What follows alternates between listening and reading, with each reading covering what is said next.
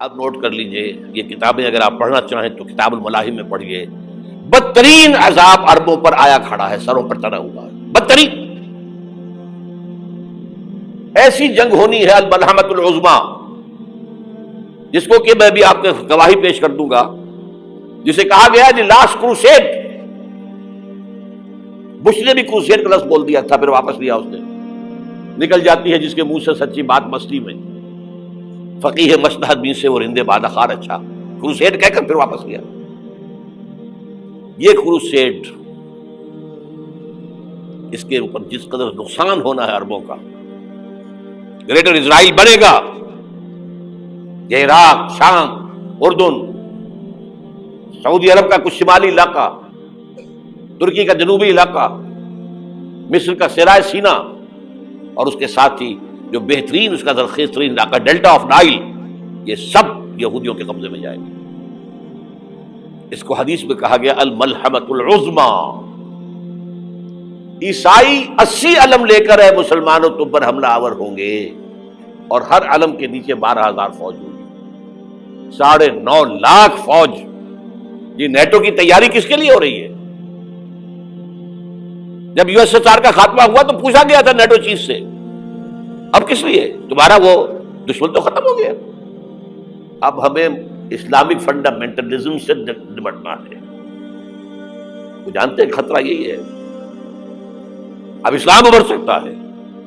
مسلمانوں کے سینوں کے اندر وہ آگ ہے، اوپر خاک اس طرح آ گیا ہے، تمہیں اٹھانا بیٹھنا، یہ اندر تو انگارہ ہے، اوپر سے راکھ ہے، اس سے دھوکہ نہ کھا جانا ان کے دلوں کے اندر. اور بش نے کہا تھا مسلمان چاہتے ہیں کہ ہسپانیہ سے لے کر انڈونیشیا تک نظام خلافت قائم کریں. اور میں حیران ہوا تھا کہ اس کمبخت کو ہسپانیہ کا خیال کیسے آ گیا. ہمیں تو کبھی آتا ہی نہیں، اب ہم تو بھول گئے. وہ تو 500 برس پرانی بات ہے، جبکہ وہاں سے ہمیں نکال دیا گیا تھا.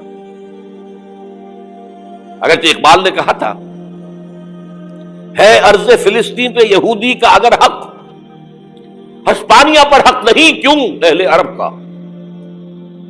ہسپانیہ میں تو 800 سال حکومت کی مسلمانوں نے، اور ابھی 500 برس سے گزرے ہیں نا. یہودی تو ارض مقدس سے 2000 سال نکالے گئے.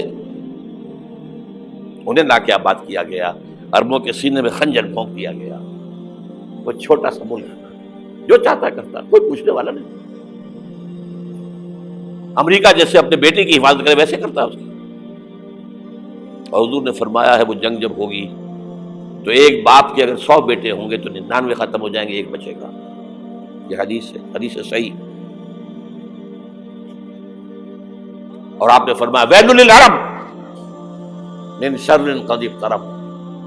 عربوں کے لیے ہلاکت ہے، عربوں کے لیے بربادی ہے اس شر سے جو قریب آ چکی ہے. اور آج جس طرح انہوں نے ان کی تہذیب کو اختیار کر لیا ہے، دبئی جا کر دیکھیے، بدترین مغربی معاشرہ جو ہے وہ دبئی کے اندر ہم نے قائم کر کے دکھا دیا. اب سعودی عرب اس راستے پر بڑھ رہا ہے. اور اس کے بعد نمبر 2 پر جو ہے ہم پاکستانی ہیں. لیکن میں اس کے وہ پہلی بات جو کہہ رہا ہوں وہ تو یقینی ہے، اس میں تو احادیث صحیحہ موجود ہے. اگرچہ اس کے بعد پانسا پلٹے گا، پھر حضرت مہدی کا ظہور ہوگا، حضرت عیسیٰ کا نزول ہوگا، اور وہ گریٹر اسرائیل گریٹر گریو یارڈ بنے گا یہودیوں کا. ایک ایک یہودی قتل ہوگا اور دفن ہوگا. یہ بات میں ہونا ہے، میں پہلی بات پر بات کر رہا ہوں. وہ پانسا پلٹے گا جب پلٹے گا. ابھی جو سامنے ہے وہ کیا ہے؟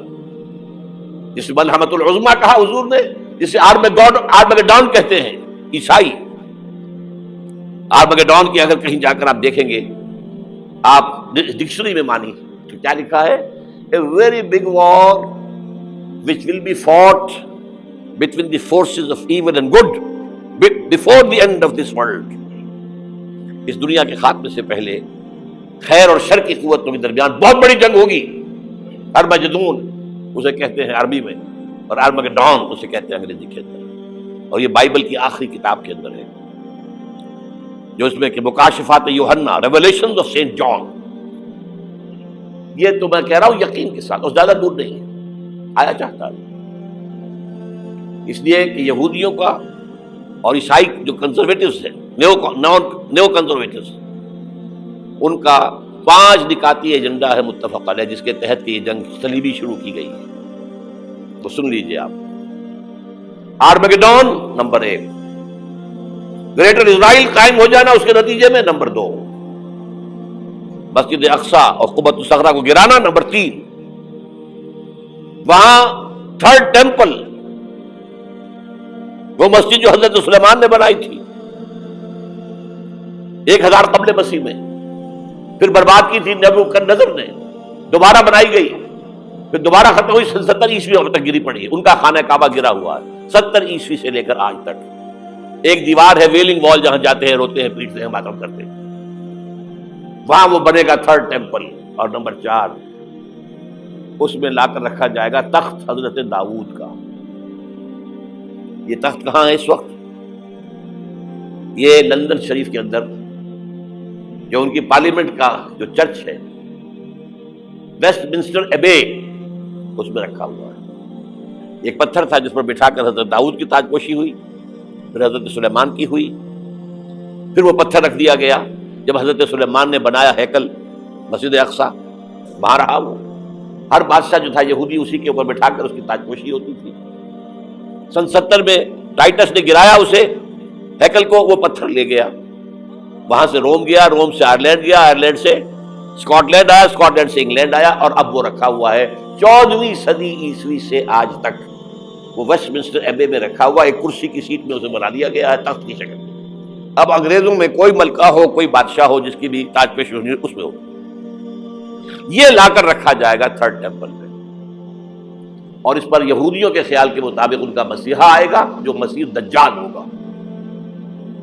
عیسائیوں کے خیال کے مطابق حضرت عیسیٰ آئیں گے، وہ ہمارا بھی خیال ہے حضرت عیسیٰ آئیں گے علیہ السلام والسلام.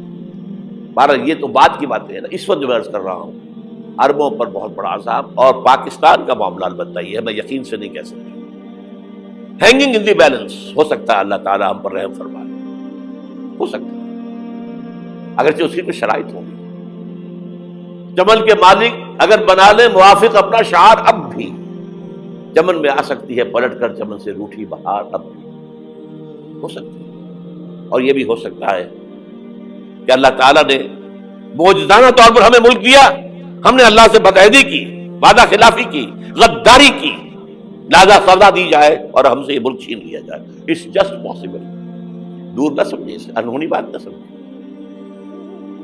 جو گھیراؤ ہو رہا ہے آپ کے مغرب میں نیٹو فورسز اور مشرق میں بھارتی فورسز گدھوں کی طرح بیٹھے ہوئے انتظار کر رہے ہیں پاکستان اور ڈسٹیبلائز ہو جائے، یہاں اور بدامنی ہو جائے. اب لاہور میں پھر آج دھماکے ہو گئے ہیں.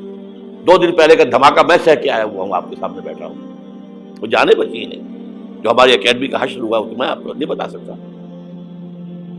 یہ سارا کیوں ہو رہا ہے؟ تاکہ یہاں بدامنی ہو جائے اور ہمیں جواز مل جائے، مغرب سے نیٹو فورسز داخل ہو جائیں، مشرق سے بھارتی فورسز آ جائیں اور ہمارے ایٹمی دانت توڑ کر اور پھر ہمیں بھارت کے سامنے ڈال دیا جائے. نو ڈو ایز یو لائک. یہ ان کا نقشہ ہے. ہوگا کیا وہ اللہ جانتا ہے، ہوگا وہ جو اللہ چاہے. لیکن اللہ کا چاہنا جو ہے وہ کس پر منحصر ہے؟ یہاں انقلاب برپا کرو، یہاں اسلام لاؤ. اگر دھندوں میں لگے رہو گے تو وہ خود بخود نہیں آ جائے گا انقلاب. صحابہ نے جانیں دی تھی، کتنی تکلیفیں اٹھائی تھی. 12 برس تک مکی دور کے اندر با نشہ درویشی در ساد و دمادم زن، جو پختہ شبی خدرا بر سلطنت جنگ سن.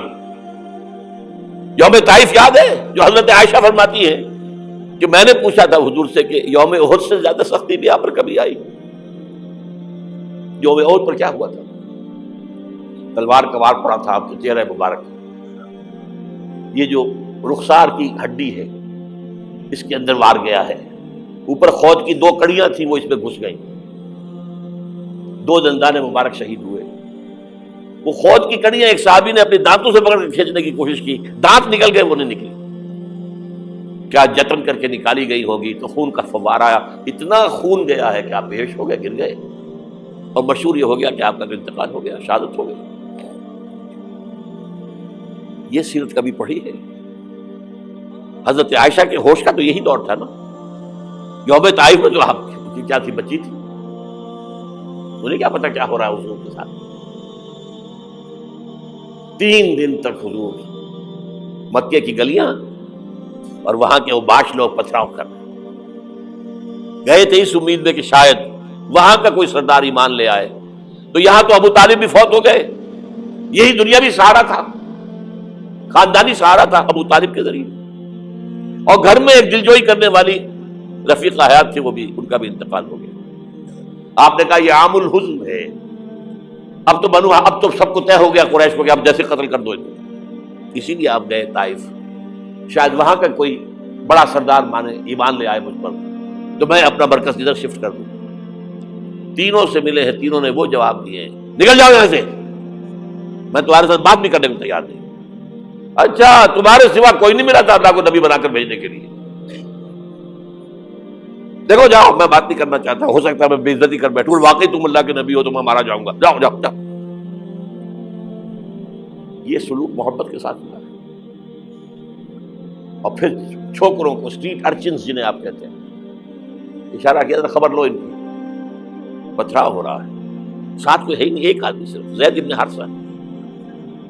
اب سامنے سے پتھر آ رہے ہیں تو حضرت زید آگے آ جاتے ہیں، ڈھال بنتے ہیں، مجھے لگے پتھر حضور کو رہے، آپ پیچھے سے آ رہے ہیں. چاروں طرف سے تو ڈھال نہیں بن سکتا. جسم لہو لہا، خون جا کر جوتیوں میں جم گیا ہے، جوتی اتر نہیں دی. پھر وہاں سے واپسی پر جو دعا مانگی ہے، اللہم الیک اشکو ضعف قوتی وقلۃ حیلتی وہوانی علی الناس. اے اللہ تیری جناب میں فریاد لے کر آیا ہوں اپنی قوت کی کمی کا، اپنے وسائل کی کمی کا، اور جو ذلت و خواری ہو رہی ہے لوگوں کے سامنے. الا ملتکلنی، مجھے کس کے حوالے کر دیا ہے؟ الا بعیدی یتجہمنی، یہ میرے اوپر ہجوم کر کے آ جائے، حملہ کرے. اور عدو من لگتا امرے، یہ دشمن کے حوالے میرا معاملہ کیا، جو چاہے کر دے وہ. لیکن پھر عبدیت غالب آتی ہے. ان لم یکن علی غضبک فلا ابالی. اللہ اگر تو ناراض نہیں ہے تو مجھے کوئی پرواہ نہیں. سر تقسیم خم ہے جو مزاج یار میں آئے. مجھے اندیشہ یہ ہے کہ تو ناراض تو نہیں ہوگی. یہ تکلیفیں جھیلی ہے. سینکڑوں صحابہ نے جانوں کا نذرانہ پیش کیا ہے. احزاب کی جنگ میں فاقوں پر فاقے ہو رہے تھے، اور ان فاقوں کی حالت میں خندق کھودنے کا حکم ملا ہے. لوگوں کی کمریں دوہری ہو رہی ہیں، پتھر باندھے ہیں اپنے پیٹوں سے، اپنی چادروں کے ساتھ کس کر کمر دوہری نہ ہو جائے. اور جب صحابہ کدالیں چلا رہے ہیں تو کیا کہہ رہے ہیں؟ نحن الذین بایعوا محمدا علی الجہاد ما بقینا ابدا اللہم لا عیش الا عیش الاخرہ.